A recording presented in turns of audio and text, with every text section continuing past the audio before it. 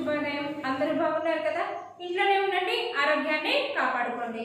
మరి ఆరోగ్యానికి సంబంధించి 3 సూత్రాలు చెప్పాను, పాటిస్తున్నారా పిల్లలు? Very good. ఏంటవి? ఎస్ఎంఎస్. ఎస్ఎంఎస్ అంటే గతంలో మీకు చెప్పాను, మీరు మీ ఫ్రెండ్స్తో చాటింగ్ చేస్తూ ఉంటారు కదా, అలా కాదు, చూడండి చెప్తాను. ఎస్ అంటే సోషల్ డిస్టెన్స్ పాటించాలి. 7 అడుగులు 5 లేదా 6 అడుగుల దూరాన్ని పాటించాలి. ఏమంటే మాస్క్ను ధరించాలి. ఎదుటి వ్యక్తితో మనం మాట్లాడేటప్పుడు తప్పనిసరిగా మాస్క్ను ధరించాలి. ఒకవేళ ధరించలేదంటే ఏం చెప్పాలి? సూచనలు ఇవ్వాలి. ఎస్ అంటే సోప్ వాటర్, డెటాల్ సోప్ లేదా డెటాల్ లిక్విడ్ తోటి చేతులని శుభ్రంగా కడగాలి. మేము ఇంట్లోనే ఉన్నాం, ఎక్కడికి వెళ్ళలేదు కదా, ఎందుకు అని కాదు, మన ఆరోగ్యం గురించినటువంటి సూత్రాలు ఇవి. తరచూ ఇంట్లో ఉంటూనే చేతులని శుభ్రంగా కడుక్కోండి. సో మీరు పాటిస్తూ మీ కుటుంబ సభ్యుల చేత కూడా పాటింప చేస్తారని భావిస్తున్నారు. మరి అంతకుముందు మనం పాఠం చెప్పుకున్నాం కదా, ఒకసారి పునశ్చరణలోకి వెళ్దామా, రివిజన్ చేసుకుందామా? మరి ఒకసారి 2 అక్షరాల పదాలు, 3 అక్షరాల పదాలు, 4 అక్షరాల పదాలు రాయమన్నారు. టెక్స్ట్ బుక్ పేజ్ నెంబర్ 10లో కంప్లీట్ చేస్తారా? Very good. మరి క్లాస్ వర్క్లో కూడా చిత్రాలు గీయమన్నారు. చక్కగా ఒకటే ఒక పేజీలో 5 చిత్రాలు గీసి మళ్ళీ దానికి ఎదురుగా వీటి పేర్లు రాయమన్నారు. రాస్తారు కదా? Very good. సో ఇప్పుడు ఈరోజు మనం చెప్పుకోబోయే పాఠం టెక్స్ట్ బుక్ పేజ్ నెంబర్ 11 తీసుకున్నారా? చూడండి, టెక్స్ట్ బుక్ తీసుకునే ముందుగా మనం ఉపయోగించవలసిన వస్తువులు: పాఠ్య పుస్తకం, Telugu text book, class work, pen, pencil, rubber. Text book పెన్సిల్తో కంప్లీట్ చేయాలి, క్లాస్ వర్క్ పెన్తో రాయాలి. గుర్తుంది కదా? అందులో భాగంగా టెక్స్ట్ బుక్ పేజ్ నెంబర్ 11 తీసుకోండి. ఈ 11లో వచ్చేసి గుణింత పదాలు ఉన్నాయి. మీ గుణింత పదాలు అంటే తెలుసు కదా, గుణింత అంటే గుణింతాలు. మరి గుణింతాలు రాయాలి అంటే అచ్చులపై వచ్చే గుర్తులతోటి హల్లులకి చేర్చి రాసేది గుణింతాలు కదా. మరి ఇక్కడ కొన్ని పదాలు ఇచ్చారు టెక్స్ట్ బుక్ లో. 11 పేజ్ అబ్జర్వ్ చేయండి, ఒకసారి గమనించండి. ఈ బొమ్మలు ఉన్నాయి, ఈ బొమ్మల్లో గుణితపు గుర్తులు ఉన్నాయి. మరి మీకు అందుకే ముందుగా టెక్స్ట్ బుక్ లో ఇక్కడ తనకంటూ ఆ దీర్ఘం అని కూడా ఇచ్చారు. చూసారు కదా, చదివారా? ఈ గుణింతపు గుర్తులు ఈ బొమ్మలకి కింద ఉన్నటువంటి పదాల్లో ఉన్నాయట. మరి వాటిని గుర్తించి ఏం చేయాలి? 0 చుట్టండి అని ఇచ్చారు, సర్కిల్ చేయాలి. చేద్దామా? మరి చూడండి, హెడ్డింగ్ చదవండి. సెకండ్ బిట్, క్రింది బొమ్మలను చూడండి, వాటి పేర్లు చదవండి, వీటిలోని గుణింతాక్షరాలకు 0ని చుట్టండి, సర్కిల్ చేయండి. గుణింతపు గుర్తులు ఉన్నాయి ఇక్కడ, మరి ఇక్కడ పదాలు కూడా ఉన్నాయి. మరి ఏ అక్షరానికి ఏ గుణితపు గుర్తు చేరిందో నేను ఇక్కడ చెప్పేటప్పుడు మీరు కూడా అక్కడ ఉండి పలకండి. అర్థమైందా? చూడండి, మొదటి చిత్రం ఏంటి? పాప. పాప, పాపలో ఏ గుణితపు గుర్తుంది? చూడండి, గుణితపు గుర్తు మీ టెక్స్ట్ బుక్ లో చూడండి ఒకసారి. ఇక్కడ బోర్డు పైన ఉంది కూడా, ఇక్కడ కూడా గమనించండి. ఏముంది గుణితపు గుర్తు? ఆ దీర్ఘం కదా. అప్పుడు దీనికి ఏం చేయాలి? సర్కిల్ చేయండి.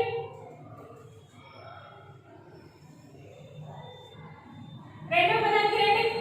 ఆ రెండో పదం ఏంటి? మిరపకాయ పచ్చడి. మీకు ఇష్టమే కదా, ఇంట్లో అమ్మ చేత చేయించుకొని తింటున్నారా కదా. మీరప. మీరప, మీరపలో గుణించపు గుర్తు ఏముంది? మాకి గుడిస్తే మీ ఉంది కదా. ఇట్లా మాకి గుడిస్తే మీ, రాకి తలగట్టు, పాకి తలగట్టు అని పదం ఒకసారి చదవండి. అక్కడ గుణింతపు గుర్తులు ఏమి ఇక్కడ వచ్చినాయో మీరు చక్కగా గమనించగలుగుతారు. సర్కిల్ చేయండి. మరి మీ, మాకి గుడిస్తే మీ. ఆ తర్వాత దానికి రండి. ఏంటది? చిత్రం కూడా చూడండి. ఏంటిది? పీట. పెళ్లి పీటలు, పూజలు చేసేటప్పుడు పీటల మీద కూర్చుంటారు కదా. మీ ఇంట్లో కూడా ఉన్నాయి కదా పీటలు. ఎవరైనా వచ్చినప్పుడు కూడా మనకి పూర్వకాలంలో సోఫాలు ఇవన్నీ ఉండేవి కావు. ఏం చేస్తారు? పీట వేసి కూర్చోబెడతారు, లేదా చాప వేసి కూర్చోబెట్టేవారు. అప్పుడు ఆచారం అది. ఇప్పుడు సోఫాలు ఉన్నాయి, కుర్చీలు ఉన్నాయి, కూర్చోబెడతారు కదా. పీట. పీటలో ఏ గుణింతపు గుర్తుంది? పాకి గుడి, దీర్ఘం ఇస్తే పీ. చూడండి, గమనించండి గుణింతపు గుర్తుల్లో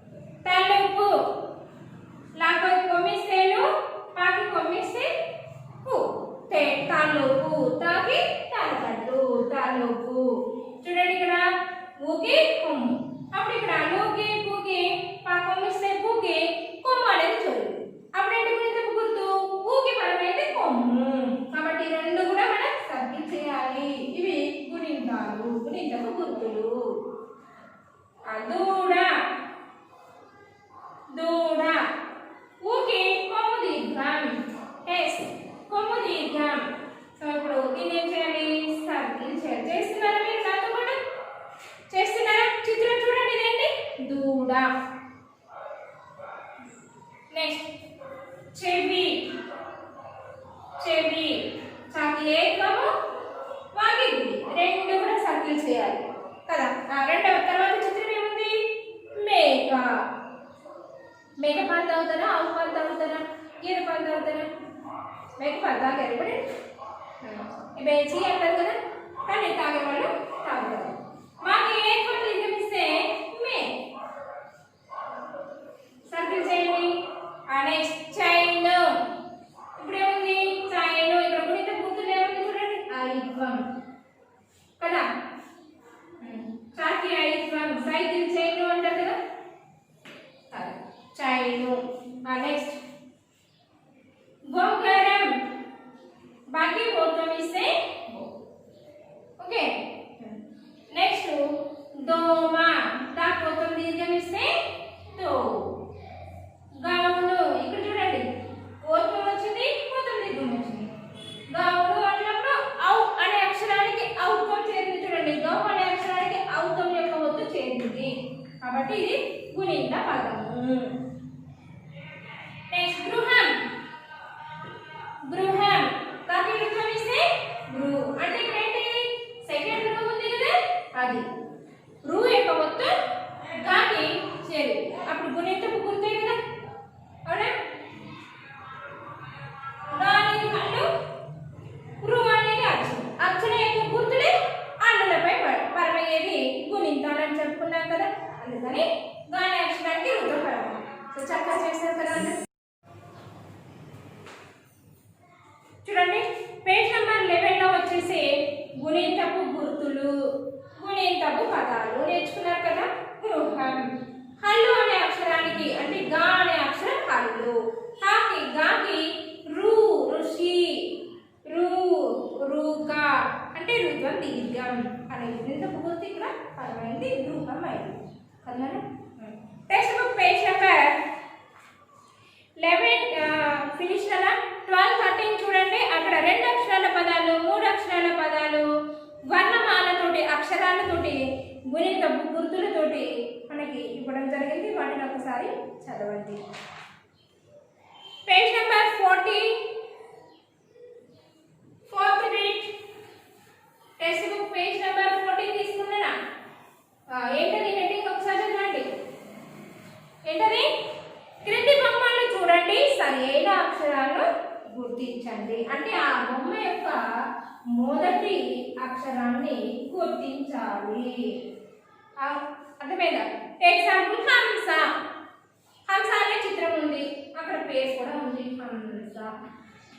తర్వాత కాకి ఉంది, తర్వాత నక్క ఉంది, తర్వాత కుక్క ఉంది.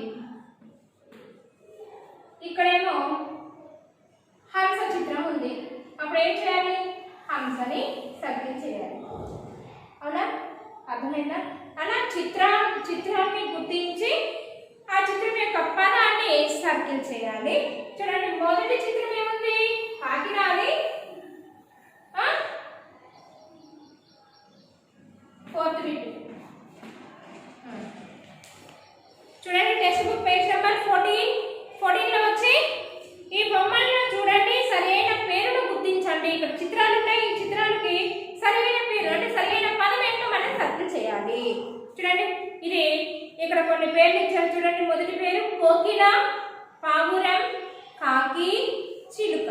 మరి చిత్రం ఏంటి? కాకిన, కోకిల.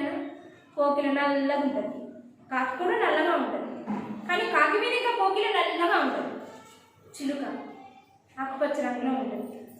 మరి పావురం వైట్ కలర్లో ఉంటాయి, గ్రే కలర్లో ఉంటాయి కదా. ఇప్పుడు ఈ చిత్రం ఏంటి? పావురం. ఏం చేయాలి ఇక్కడ? కోకిల,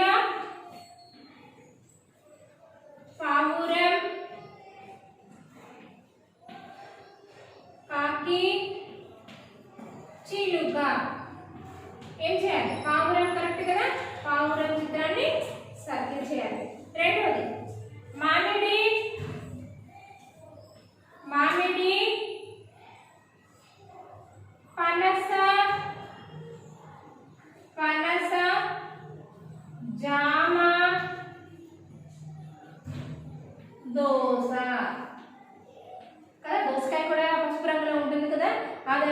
అని చెప్పేసి కన్ఫ్యూజ్ చేయడం కోసం మామిడి పండు, పనస, జామ, దోస. మరి నిజంగా ఈ చిత్రం ఏంటి?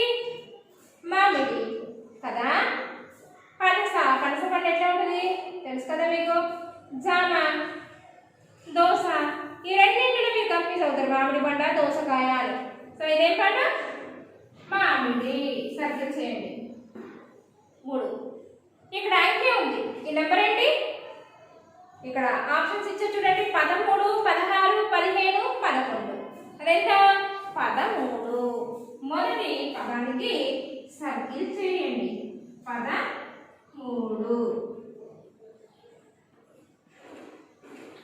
4th వన్ చూడండి. చిత్రం ఇచ్చారు. ఈ చిత్రాన్ని చూడగానే గులాబీ. మీకు తెలుసు కదా, గులాబీ అంటే అందరికి ఇష్టం కదా, ఆడపిల్లలకి బాగా ఇష్టం కదా. చూడండి, కమల, బంతి. ఇక్కడ కమలం కమల ఇచ్చాడు. చూడండి, ఈ టైప్ ఆఫ్ బిట్ మీకు ఎగ్జామినేషన్లో ఖచ్చితంగా వస్తుంది.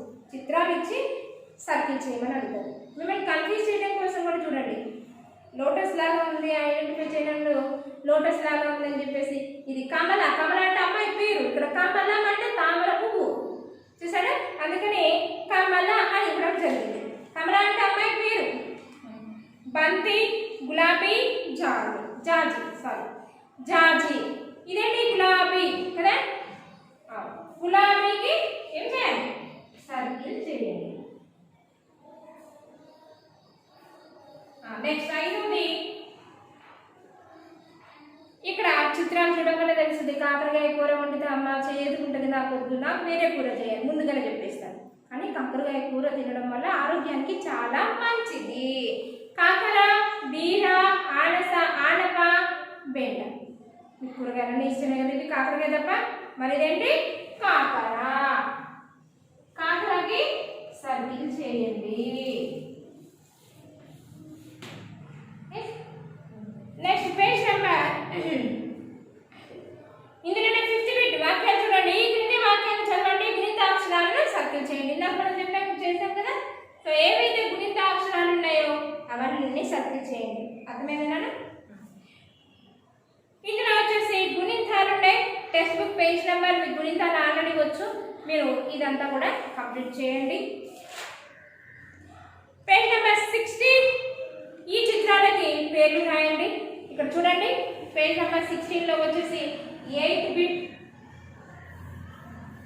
హెడ్డింగ్ ఒకసారి చదవండి. కింది బొమ్మలు చూడండి, పేర్లు రాయండి.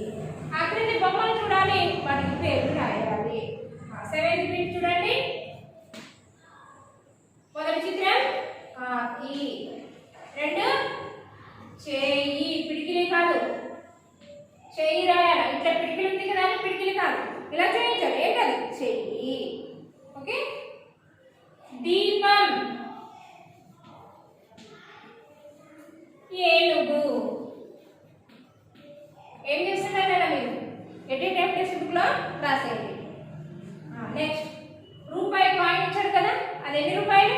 1 రూపాయి. కాబట్టి ఏం చేయాలి? 1 అని. 1. చిత్రాలు చూడండి, వాటి పేర్లు రాయండి.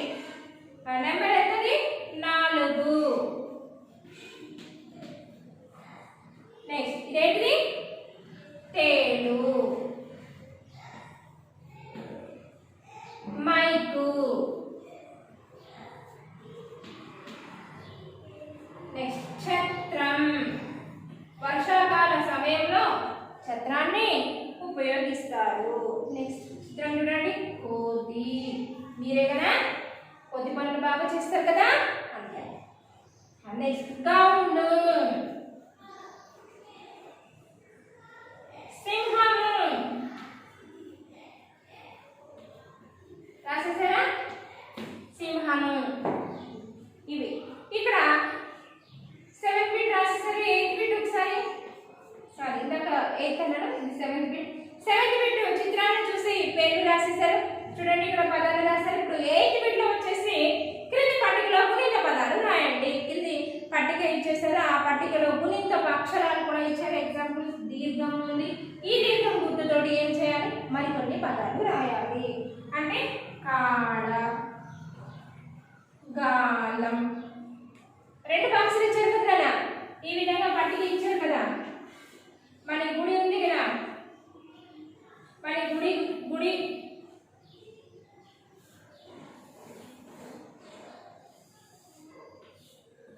ఇలా ఇచ్చారు కదా. మీరేం చేయాలి, ఆ గుణింతపు గుర్తులను ఆధారంగా చేసుకొని అదే గుణింతపు గుర్తు వచ్చే విధంగా, అంటే అన్ని అక్షరానికి ఆ గుణింతపు గుర్తు రావడం కాదు, వచ్చినా నో ప్రాబ్లం, మొదటి అక్షరానికి ఈ గుణింతపు గుర్తులు వస్తే చాలు. ఇప్పుడు గుడి ఉంది కదా, కిటి కి టి కి, 3 అక్షరాలకి గుణింతపు గుర్తు వచ్చింది. ఏది, ఈ గుడి వచ్చింది. సో మొదటి అక్షరానికి వస్తే చాలు, ఒకవేళ ఈ విధంగా వచ్చినా నో ప్రాబ్లం. అర్థమైందా? వీటిని ఏ వెతికి రాయాలి, మనం అన్నింటికి కూడా గుణింతపు గుర్తు దీర్ఘం తెలిసి రాయాలని కాదు, మొదటి అక్షరానికి వస్తే చాలు. అర్థమైందా? సో ఇది కూడా మీకు మెదడుకి పదులు పెట్టే బిట్ రాయండి. నెక్స్ట్ పేజ్ రండి.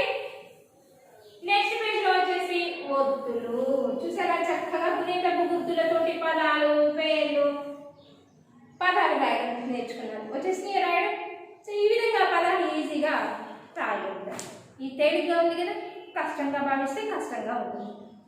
పేజ్ నెంబర్ 17 లో ఒత్తులు పరిచయం. ఒత్తులు తెలుసు కదా, హల్లులపై వచ్చేవి ఒత్తులు, గుణింతపు గుర్తులు అచ్చులపై వచ్చేవి గుణింతపు గుర్తులు. అవి నేర్చుకున్నాం ఇప్పటి వరకు కదా. ఇప్పుడు ఒత్తులు నేర్చుకున్నాం. చూడండి, ఇక్కడ చిత్రం ఇచ్చారు. ఏ చిత్రం ఇది? నక్క. నక్క, కాకి కావొత్తు చేరింది. అప్పుడు ఇక్కడ ఏం రాయాలి, మనం ఒత్తు రాయాలి. అర్థమైందా? నెక్స్ట్ 4th ఒత్తులు పరిచయం.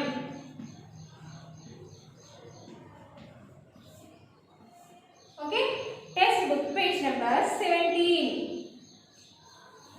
చూడండి, హెడ్డింగ్ చదవండి ఒకసారి. మీరు కూడా మీ అందరూ మీరు హెడ్డింగ్ చదవాలి. ఈ క్రింది బొమ్మలను చూడండి, వాటి పేర్లు చదవండి, ఒత్తు అక్షరాన్ని గుర్తించి ఆ గుర్తును ఇక్కడ స్పెషల్ గా బాక్స్ ఇవ్వడం జరిగింది. ఆ ఒత్తుని ఈ బాక్స్ లో రాయాలి. అర్థమైందా నాన్న? చేసేస్తారా మరి? ఇప్పుడు ఒత్తులు రాసేస్తారా? ఓకే, తీసుకోండి, రెడీ ఉండండి. మొదటి చిత్రం ఏంటి? చిత్రం ఏంటి? మీ దగ్గర టెక్స్ట్ బుక్ ఉంది కదా, చూడండి. మొదటి చిత్రం ఏంటి? నక్క. ఈ నక్క అనే నక్క, ఇందులో ఏ అక్షరానికి వచ్చింది? కావొత్తు. కాకి కావొత్తు వచ్చింది, అవునా? ఇక్కడ కావొత్తు అని రాస్తారు టెక్స్ట్ బుక్ లో. ఇక్కడ బాక్స్ లో ఏం రాయాలి మనం? కావొత్తు. కాకి కావొత్తు, కాబట్టి కావొత్తు అని చదవాలి. ఇక్కడ బాక్స్ లో రాయాలి. ఓకేనా? నెక్స్ట్ ముగ్గు. ముగ్గులు అంటే ఇష్టమేనా మీకు? సంక్రాంతి వచ్చిందంటే రంగవల్లులు బాగా ఇస్తారు కదా, పండుగల సందర్భంలో రంగవల్లుల కాంపిటీషన్ లో కూడా పాల్గొంటారు కదా. ఇక్కడ ఏ అక్షరానికి ఏమొత్తు చేరింది? గా. గాకి గా. మనం ఇక్కడ బాక్స్ ఏం రాయాలి? గా. గా ఒత్తు ఇలా ఉంటుందో గా ఒత్తునే రాయాలి. గా ఒత్తు, గా ఒత్తు. నెక్స్ట్ మూడో చిత్రం చూడండి. పిచ్చుక. పిచ్చుక, చాకి చావొత్తు వచ్చింది. ఇక్కడ ఏం రాయాలి? చాకి చావొత్తు. దాని ఒత్తు ఏంటి? రూపం చా. అర్థమైందా? మీరు కూడా ఇక్కడ బాక్స్ లో కంప్లీట్ చేశారు. ఏంటంటే రాసేయాలి, చదువుకుంటూనే రాసేయాలి. నెక్స్ట్ గజ్జలు. ఆడపిల్లలకి గజ్జలు అంటే ఇష్టం కదా, గళ్ళు గళ్ళు తిరుగుతా ఉంటారు ఇంట్లో. ఏ అక్షరానికి వచ్చింది? జాకి జావొత్తు, అంటే జాకి ఏర్పము జావొత్తు. ఇక్కడ బాక్స్ లో ఏం రాయాలి? జావొత్తు, అంటే ఒకలాగే ఉంటుంది, చిన్నగా రాయాలి జావొత్తు. చెట్టు. చెట్టు.